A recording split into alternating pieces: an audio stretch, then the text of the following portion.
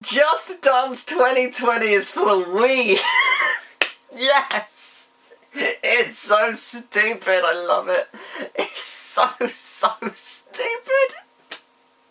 Oh my god. Okay, so, Ubisoft's conference was interesting. It was very Tom Clancy Splinter Cell kind of filled. So, started off with an Assassin's Creed orchestra, which was really beautiful, lovely to listen to.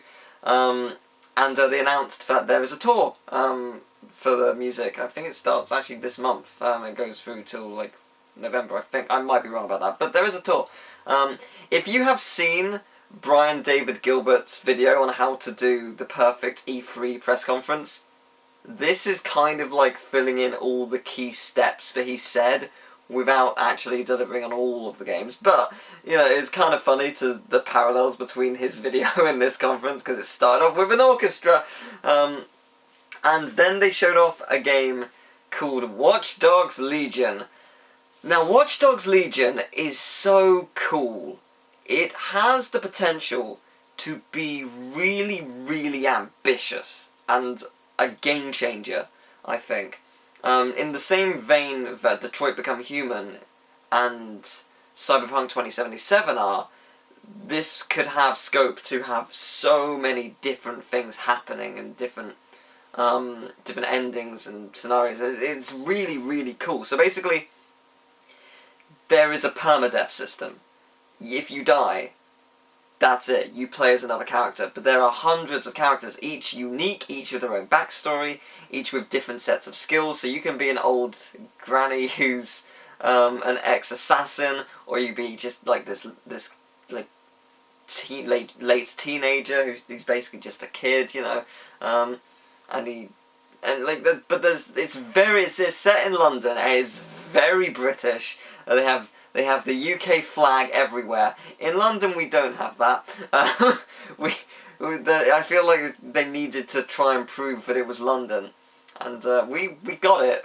The accent immediately gave it away. Big Ben immediately gave it away. All the set pieces gave it away. But no, it was really cool. It looks really fun and impressive and ambitious, and that's the thing, ambitious. It's either going to fall flat on its head and not deliver, or it's going to be incredible. There is no in between, but it's really worth watching the gameplay. Definitely check it out. God, I forget his name, from It's Always Sunny in Philadelphia, came out, basically mentioned a new TV series on Apple TV Plus called Mythic Quest Raven's Banquet. And it's a comedy series, and I think it is only on Apple TV Plus, and I don't really care. But that's a thing. Adventure Time characters, Finn, Jake, and Princess Bubblegum are in Brawlhalla, which is actually really cool, and it's today. I don't know if it's paid or if it was free DLC, but yeah, really cool that they're in it. Ghost Recon Breakpoint, featuring the Punisher, it was pretty cool. Yeah, he came out. Not the Punisher, it isn't actually featuring the Punisher. The actor who plays the Punisher, I forget his name, John something. But yeah, he came out with a dog and basically just talked about the game, and he seems pretty pumped about it. They didn't show any gameplay, it was just a cinematic sort of thing. But it was, you know, it's new Ghost Recon, it's pretty cool. They also mentioned something like Ghost Recon Delta Company, but like, they at no point explained what it was, like, at all. So, like, they sort of said, hey, you can share fan art and cosplay and your experiences, and you can talk to devs and stuff. But it didn't say what it was. I guess a website of some description. I really have no idea. Then Terminator is in Ghost Recon Breakpoint. Again, I think it's Ghost Recon Breakpoint. They didn't actually say. They just showed the Terminator, but didn't say what it was for. They said Ghost Recon. I assume Breakpoint. Maybe not, though. I don't know. But it was a weird press conference. There's a mobile RPG, Tom Clancy's Elite Squad, but it's also got some other IPs in it, so it's like a crossover of sorts, which is interesting. Then Just Dance 2020 for the Wii! Oh, I love it. I love it. It's so dumb. It's so dumb. There's a video of me freaking out. It's on my channel. Watch it. It's very funny. Then For Honor gets some kind of new DLC. Shadows of the Hitokiri.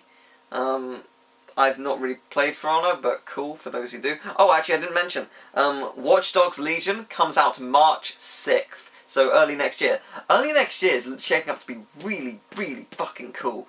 It's fascinating because Final Fantasy VII comes out March 3rd, I think. Maybe I'm wrong on that, but it's March, very early March for sure. So that's direct competition right there. And then then there's Cyberpunk 2077 the next month. There's Ori and the Blind Forest the month before. Not Blind Forest, sorry, Will of the Wisps. So there's a bunch of really, really big heavy hitters all at once. It's really exciting. Next year is a super exciting year for the industry. Like, it is gonna change things, I think, which is cool. Then they showed off Rainbow Six Quarantine. Wasn't any gameplay, just talked about just a cinematic cutscene. Looked interesting if you're into it. Tom Clancy, The Division 2 DLC. They mentioned like episode 1, 2, and 3 in it. Like, episode 1 might be out now, I don't know, I don't play the game. Episode 2 comes out, I think, fall, and then episode 3 at the beginning of next year, something like that. There's a new thing called Uplay Plus. It's $14.99 a month. You get all games, including classic games, start September. It says all games. They said all games. It's hundreds. It said 100+ games, I think, or hundreds of games or something. It showed Rayman Legends. It didn't show any of the earlier Rayman games. So when they say classic games, how far back are you gonna go to define classic? Like, are we talking 10 years? Are we talking 20? Like, that's the thing. Is Rayman 2, 1, 2, and 3 gonna be on there? I don't know. They didn't really show that off. But that's a thing. I don't think it's as good as the Xbox Game Pass. The Game Pass is in, I don't know how much in dollars, but I think it's like $9.99 a month, I think, in dollars, for it, and you get a lot more games, from a lot more publishers and Xbox, and these are games which are on Xbox console onto PC. If you don't have an Xbox, which is always a plus, then you can get like an extra version, $4.99, same price, but you also get games with gold, so that's 4 free games a month. So it's just like, Xbox has kind of got a better service right now, but whatever, that's fine. Then there was Roller Champions, which is like a roller skating sports game, kind of like a mixture of Rocket League meets the game that they play in the Roads to El Dorado. If you've seen that DreamWorks film, you know they have to play that game to prove they're gods and stuff. Like, kind of a bit like that. It also, the colour palettes that they use for like the teams and stuff reminded me of ARMS on the Switch. No correlation, but just sort of reminded me of it. And then finally they showed off a game from the creators of Assassin's Creed Odyssey called Gods and Monsters, and the graphics looked really impressive. They didn't show any gameplay, it's more like a teaser. I think they've only just started working on it probably for about half a year, maybe a little bit more. Maybe, let's say a year, just to say. But yeah, the Gods and Monsters, it's set in Greek mythology, and you're this female who's fighting monsters, and it looks rad. It looks really cool. I can't wait to see more. Sadly, there was no Rayman. It was very disappointing in that respect, because sort of thought there might be, because I don't know, they did a Rayman 2 speedrun just before the E3 conference. Why would you do Rayman a speedrun? I mean, like, I know it's the 20th anniversary of Rayman 2, but why would you do it just before E3? Like, that's so weird to me. Rayman 2 did not come out in June, to my knowledge. So it's just like, why? Like, you know, it's just disappointing. But there is a video of me and my friend Emil reacting to the conference, and at the end of it we talk about it, and it's only a minute long, but we make each other laugh with it. It's funny. So I'd recommend that video as well. But overall, I'd say the conference is like 5 to 6, 6.5 maybe.